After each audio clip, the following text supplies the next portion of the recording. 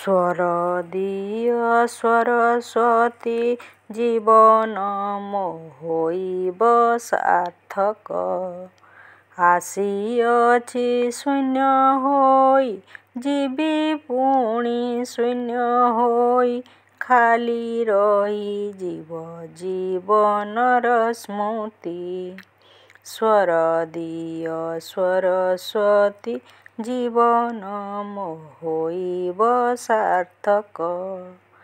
ମାଗୁନାହିଁ ଧନ ଜନ ମାଗୁନାହିଁ ଯଶ କୃପା କର କୃପାମୟୀ ବିଦ୍ୟା ବୁଦ୍ଧି ଆଶିଷ।